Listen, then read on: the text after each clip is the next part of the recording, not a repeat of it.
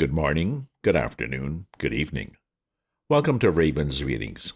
I do readings twice a week from various classics. If you've subscribed to my free Substack newsletter at ravensview.substack.com, you'll get notified of the next episode, and you can leave your comments or suggestions.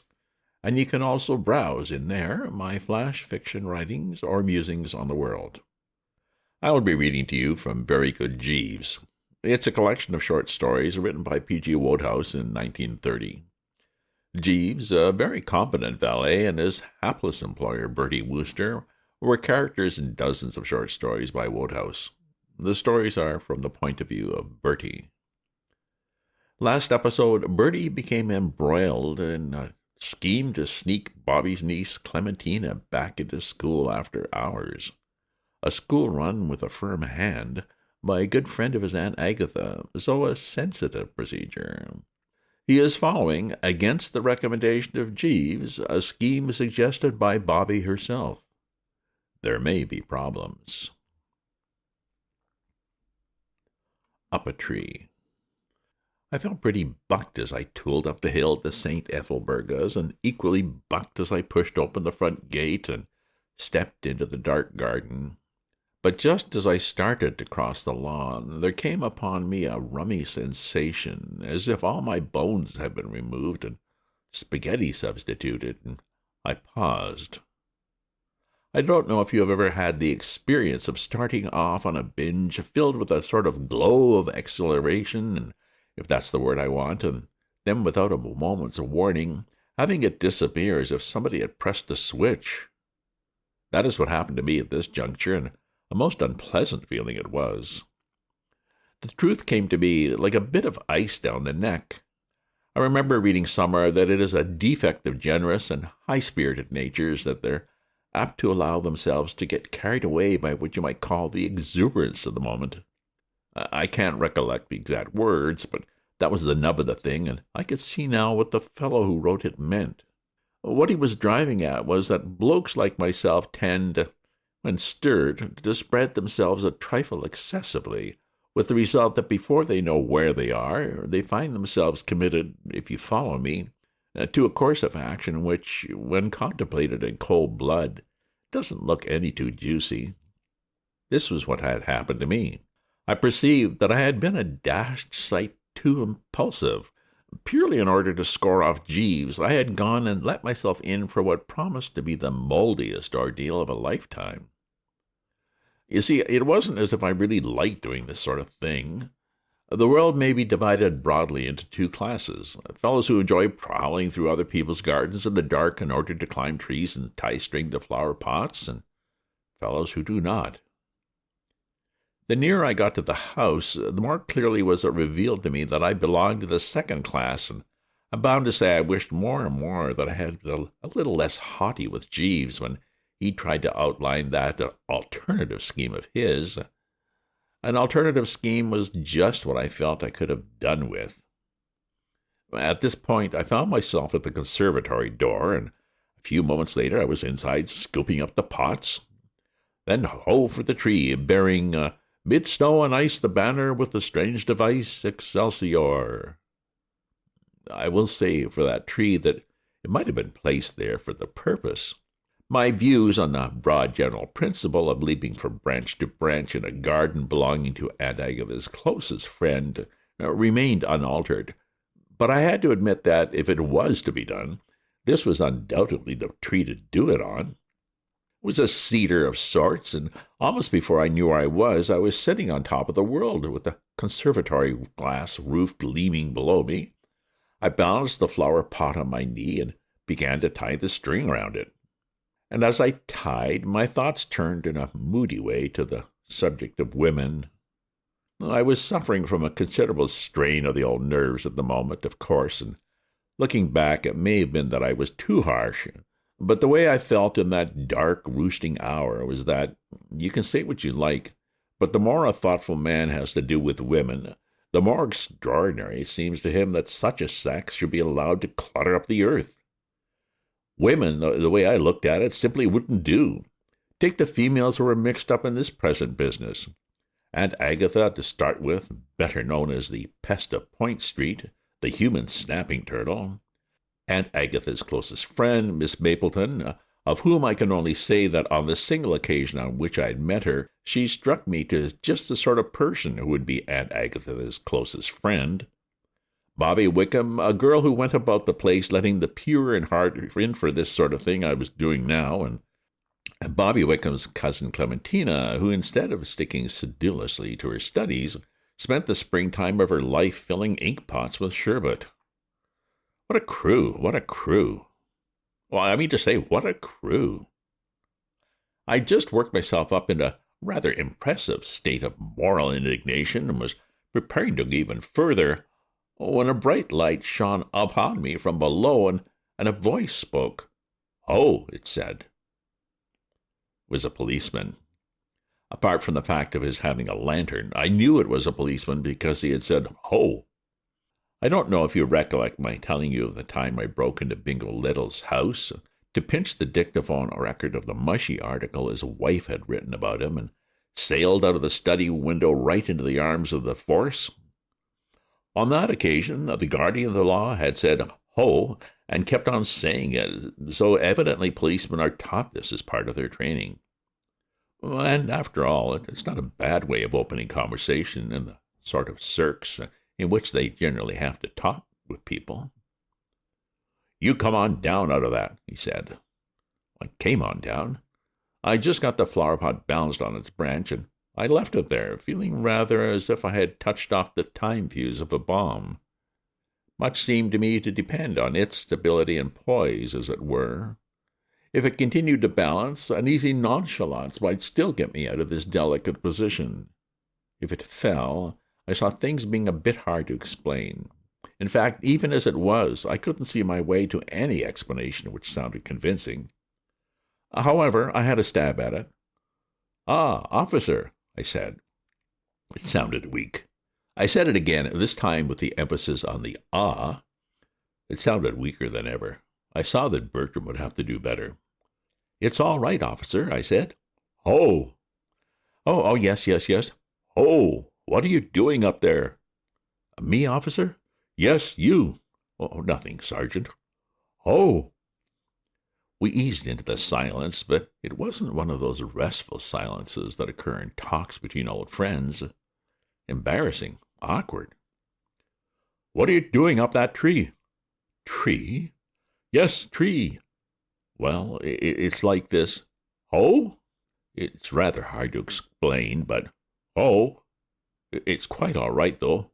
"Oh!" There was another lull in the conversation. "You'd better come along with me," said the gendarme.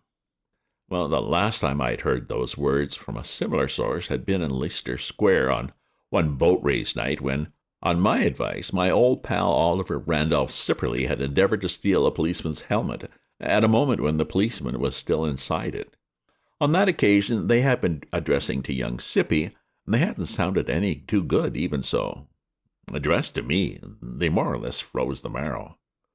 "No, dash it," I said. And it was at this crisis, when Bertram had frankly shot his bolt and could have described as nonplussed, that a soft step sounded beside us, and a soft voice broke the silence. "Have you got them, officer?" "No, I see. It is Mr. Wooster." It was Jeeves. The policeman switched his lantern round. "Who are you?" "I am Mr. Wooster's personal gentleman's gentleman." "Whose?" "Mr. Wooster's." "Is this man's name Wooster?" "This gentleman's name is Mr. Wooster. I am in his employment as gentleman's personal gentleman." I think the cop was awed by the man's majesty of demeanor, but he came back strongly. "Oh," he said, "not in Miss Mapleton's employment?" "Miss Mapleton does not employ a gentleman's personal gentleman." "Oh, then what are you doing in her garden?" "I was in conference with Miss Mapleton inside the house, and she desired me to step outside and ascertain whether Mr. Wooster had been successful in apprehending the intruders." "What intruders?" "The suspicious characters whom Mr. Wooster and I had observed passing through the garden as we entered it." "Oh, And what were you doing entering it?" Mr. Wooster had come to pay a call on Miss Mapleton, who is a close friend of his family. We noticed suspicious characters crossing the lawn.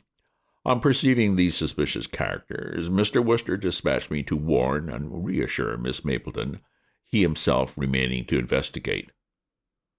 I found him up a tree." If Mr. Wooster was in a tree, I have no doubt he was actuated by excellent motives and had only Miss Mapleton's best interests at heart. The policeman brooded. "Oh," he said. "Well, if you want to know, I don't believe a word of it. We had a telephone call at the station saying there was somebody in Miss Mapleton's garden, and I found this fellow up a tree. It's my belief you're both in this, and I'm going to take you in to the lady for identification." Jeeves inclined his head gracefully. "I shall be delighted to accompany you, officer, if such is your wish. And I feel that in this connection I may speak for Mr. Wooster also. He, too, I am confident, will interpose no obstacle in the way of your plans. If you consider the circumstances have placed Mr. Wooster in a position that may be termed equivocal, or even compromising, it will naturally be his wish to exculpate himself at the earliest—" "Here," said the policeman, slightly rattled. "What's all this?" "Officer, less of it." "Just as you say, officer. Just switch it off and come along." "Very good, officer." I must say that I have enjoyed functions more than that walk to the front door. It seemed to me that the doom had come upon me, so to speak, and I thought it hard that a gallant effort like Jeeves should have failed to click. Even to me his story had rung almost true in spots, and it was a great blow that the man behind the lantern had not sucked it in without question. There's no doubt about it. Being a policeman warps a man's mind and ruins that sunny faith in his human beings which is the foundation of a lovable character. I could see no gleam of light in the situation. True, the Mapleton would identify me as the nephew of her old friend, thus putting the stopper on the night in a prison cell. But when you came right down to it, a fat lot of use that was. The kid Clementina was presumably still out in the night somewhere, and she would be lugged in and the full facts revealed, and then the burning glance, a few cold words, and the long letter to Aunt Agatha. I wasn't sure that a good straight term of penal servitude wouldn't have been a happier ending. So, what with one consideration and another, the heart, as I toddled in through the front door, was more or less bowed down with weight of woe. We went along the passage and into the study, and there, standing behind a desk with the steel-rimmed spectacles glittering nastily, was the boss in person. I gave her one look and then shut my eyes. "Ah," said Miss Mapleton. Now, uttered in a certain way, dragged out, if you know what I mean, starting high up and going down into the lower register, the word "ah" can be as sinister and devastating as the word "ho." In fact, it's a very moot question which is the scalier. But what stunned me wasn't that wasn't the way she had said it. It had been, or my ears deceived me, a genial "ah," a matey "ah," the "ah" of one old buddy to another. And this startled me so much that I ventured to look at her again. And a stifled exclamation burst from Bertram's lips. The breathtaking exhibit before me was in person a bit on the short side. I mean to say, she didn't tower above one or anything like that, but to compensate for this lack of inches, she possessed to a remarkable degree that sort of quiet air of being unwilling to stand any ranny-gazoo which females who run schools always have. When in statu pupillare, I had noticed the same thing in my old headmaster, one glance from whose eye had invariably been sufficient to make me confess all. Sergeant majors are like that, too. Also traffic cops and some post office girls. It's something in the way they purse up their lips and look through you. In short, through years of disciplining the young, ticking off Isabel and speaking with quiet severity to Gertrude and that sort of thing, Miss Mapleton had acquired in the process of time rather the air of a female lion-tamer. But now, though she still resembled a lion-tamer, her bearing had become surprisingly more that of a chummy lion-tamer, a tamer who, after tucking the lines in for the night, relaxes in the society of the boys. So you did not find them, Mr. Wooster, she said. I am sorry, but I am none the less grateful for the trouble you've taken, nor lacking in appreciation of your courage. I consider that you've behaved splendidly. I felt the mouth opening feebly and the vocal cords twitching, but I couldn't manage to say anything. I was simply unable to follow her train of thought. I was astonished, amazed, in fact, dumbfounded about sums it up. The hellhound of the law gave a sort of a yelp, rather like a wolf that sees its Russian peasant getting away. You identify this man, ma'am? Identify him? In what way identify him? Jeeves joined the symposium. I fancy the officer is under the impression, madame, that Mr. Wooster was in your garden for some unlawful purpose. I informed him that Mr. Wooster was the nephew of your friend, Mrs. Spencer Gregson, but he refused to credit me. There was a pause. Miss Mapleton eyed the constable for an instant, as if she'd caught him sucking acid drops during the scripture lesson. Do you mean to tell me, officer, she said, in a voice that hit him just under the third button of the tunic and went straight through to the spinal column, that you have had the imbecility to bungle this whole affair by mistaking Mr. Wooster for a burglar? He was up a tree, ma'am. And why should he not be up a tree? No doubt you'd climb the tree in order to watch the better, Mr. Wooster. I could answer that. The first shock over, the old sang-froid had returned. Yes, rather, that's it. Of course, certainly, quite. Absolutely, I said. Watch the better. Yep, that's it in a nutshell. I took the liberty of suggesting that to the officer, madame, but he declined to accept the theory as tenable. Well, the officer is a fool, said Miss Mapleton. It seemed a close thing for a moment whether or not she would rap him on the knuckles with the ruler. By this time, no doubt, owing to his idiocy, the miscreants have made good their escape. And it is for this, said Miss Mapleton, that we pay rates and taxes? Awful, I said. Iniquitous. A bally shame. A crying scandal, said Miss Mapleton. A grim show, I agreed. In fact, we were just becoming more like a couple of lovebirds than anything, when through the open window there suddenly breezed a noise. I'm never at my best at describing things. At school, when we used to do essays and English composition, my report generally read, has little or no ability, but does his best, or words to that effect. True, in the course of years I'd picked up a vocabulary of sorts from Jeeves, but even so I am not nearly hot enough to draw a word picture that would do justice to that extraordinarily hefty crash. Once when I was in New York, I stopped at a hotel about 6 yards from where they were putting up a new grand central building, and I thought that had taught me all there was to know about noise. But it was only now that I discovered what noise really could be. Try to imagine the Albert Hall falling into the Crystal Palace, and you'll have got the rough idea. All four of us, even Jeeves, sprang several inches from the floor. Miss Mapleton was her calm, masterful self again in a second. One of the men appears to have fallen through the conservatory roof, she said. Perhaps you will endeavor at the 11th hour to justify your existence, officer, by making investigations? Yes, ma'am. Try not to bungle matters this time. No, ma'am. Please hurry, then. Do you intend to stand there gaping all night? Yes, ma'am. No, ma'am. Yes, ma'am. It was pretty to hear him. It is an odd coincidence, Mr. Wooster, said Miss Mapleton, becoming instantly matey once more as the outcast removed himself. I just finished writing a letter to your aunt when you arrived. I shall certainly reopen it to tell her how gallantly you behaved tonight. I have not in the past entertained a very high opinion of the modern young man, but you've caused me to alter it.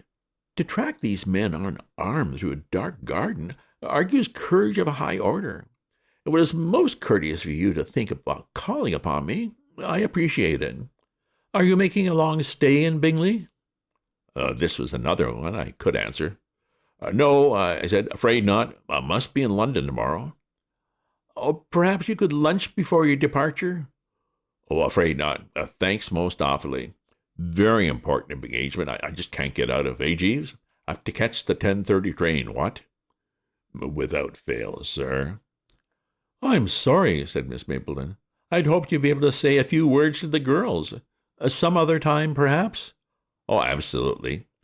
You must let me know when you're coming to Bingley again? Oh, when I come to Bingley again, I said, I shall certainly let you know. Excuse me, sir. If I remember your plans correctly, you're not likely to be in Bingley for some little time.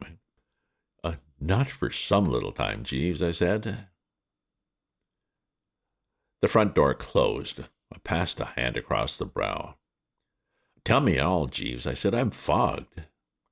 It's quite simple, sir. I ventured to take the liberty, on my own responsibility, of putting into operation the alternative scheme which, if you remember, I wished to outline to you. Oh, well, what was it? It occurred to me, sir, that it would be most judicious for me to call at the back door and desire an interview with Miss Mapleton. This, I fancied, would enable me, while the maid had gone to convey my request to Miss Mapleton, to introduce the young lady into the house unobserved. And did you? Yes, sir. She proceeded up the back stairs and is now safely in bed. I frowned. The thought of the kid Clementina jarred upon me. She is she? I said. A murrain on her, Jeeves, and may she be stood in the corner next Sunday for not knowing her collect. And then you saw Miss Mapleton? Yes, sir. And told her I was out in the garden shoving burglars with my bare hands? Yes, sir. And had been on my way to call upon her? Yes, sir. And now she's busy adding a postscript to her letter to Aunt Agatha, speaking to me in terms of unstinted praise? Yes, sir.